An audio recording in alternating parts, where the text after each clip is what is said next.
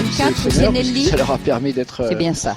Médaille Le d'or. 24 au départ, champion d'Europe. Nelly Largerie qui monte Matuska de Avec Tilleul pour la Camille, qui Chaumière au était deuxième Poney en dans 2012 et l'heure, troisième le en 24. 2013 de ces championnats et qui n'arrive peut-être toujours pas à une victoire. Hein. Rien n'est fait encore. Et c'est Nelly, on retrouve Nelly Largerie qui a dû avoir un problème au paddock et donc qui prend le départ avant Thomas. Nelly Largerie, on le rappelait, elle est en selle sur Matuska du Tilleul. Elle court pour la Chaumière au Poney, l'élevage d'Auton. Elle était 12 points le premier jour et 8 points le deuxième.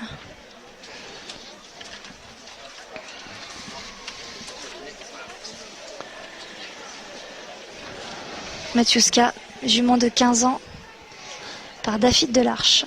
Elles se connaissent bien avec Matuska. Elle est née à l'élevage, hein, la Podette. L'élevage familial. Ils ont fait une saison régulière, qui l'ont permis d'être première club des As de l'Éco des Poneys. Et deuxième à Bonneval et elle remporte le Grand Prix à Maison Lafitte. Une faute à la rivière.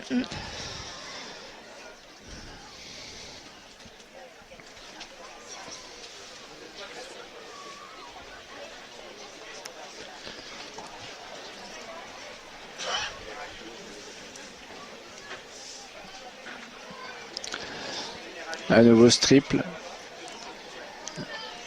Milieu triple avec une entrée un peu ouverte. C'est donc un total de 8 points pour Nelly.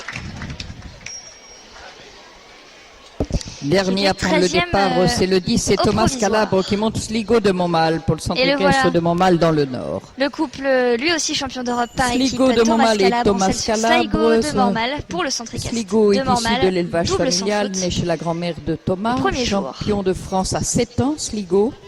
Champion de France As-1 en Le 2013, petit champion de France Sligo, As-Élite en 2014, très chaud. champion d'Europe par équipe et 6e de la finale individuelle à Bistrit. Cette saison, deuxième du Grand Prix de Salon des Chevals, deuxième de la vitesse de Strazel, premier du Grand Prix Excellence de Villers-Vicomte. Il fait partie de l'équipe qui remporte la Coupe des Nations au BIP et deuxième de la Coupe des Nations de Hagen. Thomas avait un petit peu du mal à pour trouver le Nelly contrôle. et Matsuka, 8 points à la piste dans le temps. Même avec 30 degrés ici à la Motte, ça fatigue pas Sligo. Toujours en forme, hein, le Mongre de 9 ans, Connemara par Don Juan. Il a énormément d'afflux, énormément de nerfs. C'est donc un poney de championnat qui peut facilement faire les 4 voire 5 tours s'il y a un barrage. Oui, et puis Thomas, en fait, il avait peut-être aussi la pression samedi parce qu'il a pris conscience qu'il pouvait être champion de France sur le Grand Prix Excellence. Et du coup, il avait un petit peu de pression à cause de ça. Mais pression qu'il gère parfaitement. Là, tout pour se passe bien. l'instant. Hein. Ah, il est bien parti pour faire. Décidément, comme Camille, il est à 4 points également ici sur ce triple. Allez, faut qu'il reste à 4 points. Il points. n'a pas sauté le milieu de triple. L'entrée était juste. Nous n'aurons donc pas de triple sans faute, Jean-Luc, puisque donc Thomas. 4 points à la piste, 69-47 dans le temps donc pour Thomas et donc Sligo. tout reste possible hein, sur la deuxième. Voilà, cette épreuve est terminée dans quelques instants. Nous allons assister à la deuxième manche de la finale. Un total de 4 points. Thomas Calabre que l'on a vu à l'instant sur Sligo de Mormal. Charlotte Lebas aussi qui du coup profite des fautes de Camille Condé Ferreira puisqu'elle remonte elle aussi à 4 points avec Cabardé-Monceau. Justine Maert également à 4 points sur Shamrock du Gîte. Vient ensuite Victoria Taché avec un total de 5 points sur Rextor d'Or. Et pour l'instant, à la 5e place, Camille Condé Ferreira sur Pumpkins Pondy avec 8 points.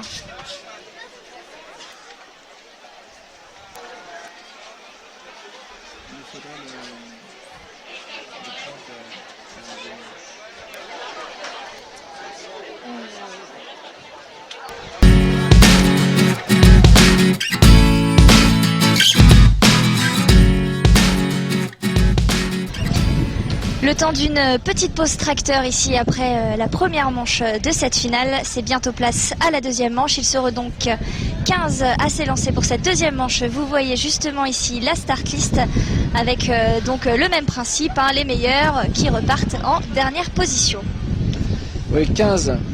Les 15 meilleurs ont été sélectionnés pour repartir sur la deuxième manche. Une deuxième manche qui est un peu écourtée. On a moins d'obstacles sur cette deuxième manche. Le chef de piste a conservé l'obstacle numéro 2, 3, 4, 5, le 14, le 8A, le 10AB et le 11. Et donc on enlève notamment La Rivière, qui était en numéro 7, qui a fait beaucoup de fautes en première manche, on l'a vu. Oui, alors cette deuxième manche à Poney Elite se déroule au Barema au chronomètre sur les obstacles 2, 85 de large 3, avec une entrée palanque 4, qui est assez originale, 5, qu'on voit pas, 14, qu'on va voir de plus en plus, j'imagine, qu'on voit pas toujours. Et donc beaucoup de fautes à La Rivière, des fautes dans le triple, des fautes sur cet Auxerre là-bas numéro 5, bien carré. Que Thierry Pommel, dont Thierry Pommel disait qu'il fallait se méfier. Il avait bien raison dans sa reconnaissance. Un nouvel obstacle, le 14, qui est l'Auxerre Generali Open de France, en début de ligne avec un vertical qui était l'entrée du double de verticaux tout à l'heure. Donc un parcours qui est un petit peu modifié, allégé, modifié, et qui va pouvoir permettre aux cavaliers de se refaire et de sortir sans faute pour espérer rester à la meilleure place. Et justement, Jean-Luc, un petit point sur le classement. Nous avons donc 3 couples qui sont dans la même barre, qui sont à 4 points. Thomas Calabré, Sligo de Mormal, Charlotte Lebas avec Cabardet-Monceau et Justine Maert avec Shamrock du Gîte. Et juste derrière, alors si éventuellement il y a égalité de points, il y aura barrage. Vous confiez tout à l'heure que vous connaissez bien Camille Condé-Ferreira, qui sera sûrement assez énervée de ses 2 fautes en première manche, puisqu'elle est à 8 points pour l'instant avec Pumpkin Spondy, alors qu'elle avait fait 2 premiers jours fantastiques avec 2 doubles sans faute. Donc sûrement qu'elle va se réveiller là pour cette deuxième manche de la finale. J'en suis convaincu. Camille n'aime pas perdre, en tout cas elle aime bien gagner, ça c'est sûr. Et elle va tout faire pour garder ce score, en tout cas pas de l'augmenter. En première place, on a 3 cavaliers à 4 points qui peuvent eux aussi faire tout ce qu'il faut pour pas alourdir ce score. Ça va être du délire. Attention, l'épreuve bientôt lancée. De ce grand prix excellence de la mode du Général de France. 10, On le rappelle, les obstacles sont ici à 1 mètre. 6, 5, 4, Il s'appelle Excellence, puisque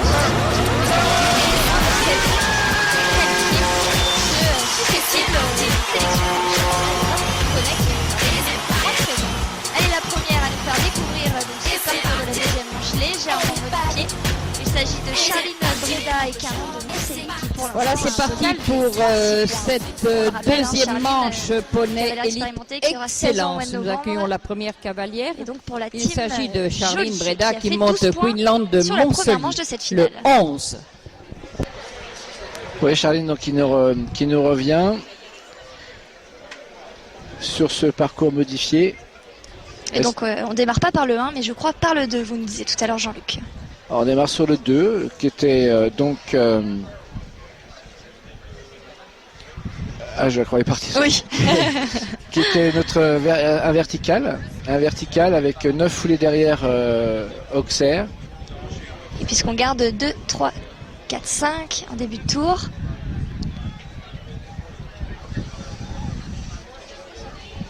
Voilà, donc Charline a trouvé sa distance sur cet Auxerre.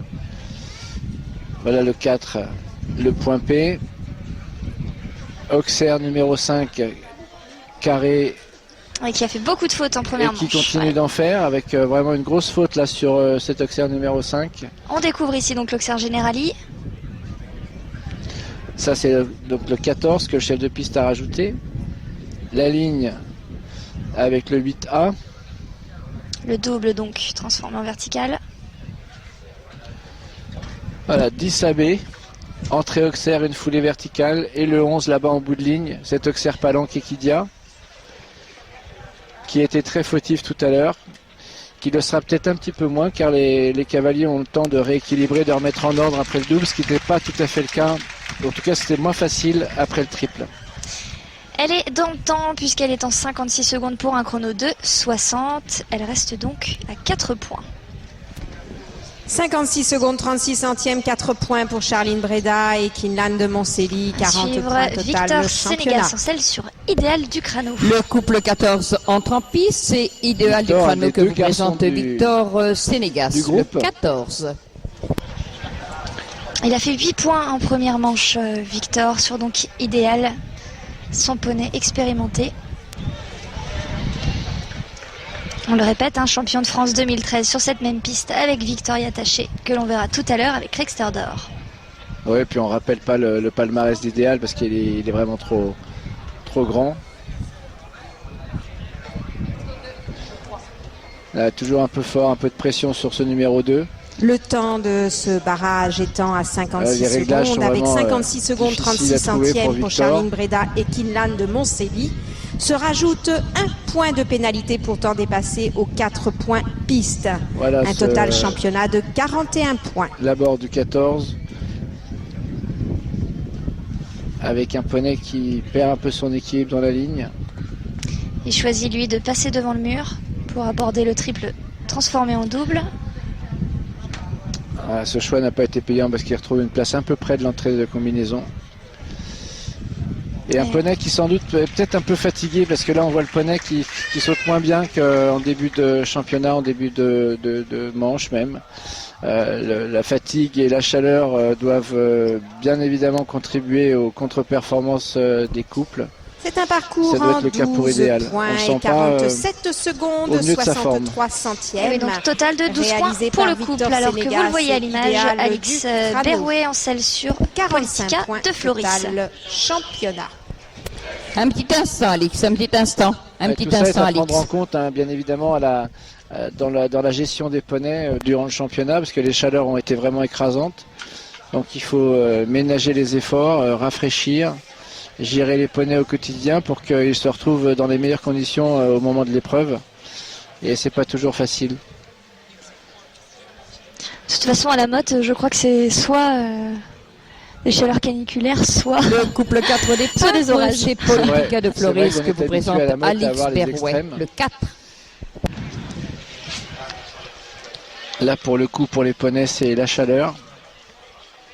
C'est pour ça que là, cette épreuve est organisée en fin de journée. Il est 18h, c'est vrai que la température est déjà plus agréable à cette heure-là. Politica donc, a démarré son parcours. 2-3. A été 8 points en première manche.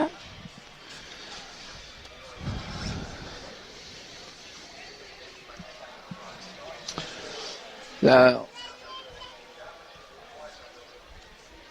on comprend qu'elle cherche à ne pas perdre de temps, en tout cas en gagner. Le chrono 60 secondes pour cette deuxième manche. Ouais. Elle est toujours sans faute alors qu'elle aborde la dernière ligne. Ça tutoie ici le double. Allez, le dernier Auxerre, est-ce qu'elle sera notre première sans faute de la seconde manche? Et non. Eh oui, elle est déçue. Alix Berrouet, elle ajoute donc 4 points. 4 points sur la piste, un temps de 48 secondes 89 centièmes, signé par Alix Berrouet et Politica de Floris. Toujours ce dilemme entre la vitesse et l'équilibre. Le couple 6 au départ, c'est O'Leary Jet que vous présente Johanna Ferrante, le 6. Vouloir prendre de la vitesse, c'est perdre de l'équilibre et donc risquer la faute. Oui, surtout que le chrono n'est pas si court que ça. Enfin, en tout cas, c'est l'impression que j'en ai. Johanna Ferrante, cavalière franco-finlandaise, donc sur O'Leary Jet. 11 points en première manche.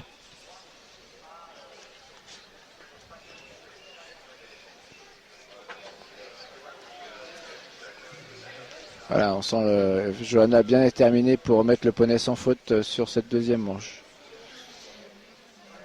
Poney avec beaucoup d'énergie.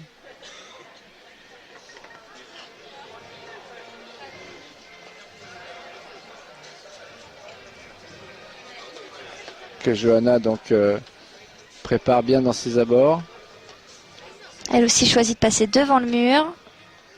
Allez, elle est toujours sans faute. Avant ce dernier Auxerre Kilia Life. Et bien voilà, Jean-Luc, notre premier sans faute en seconde manche.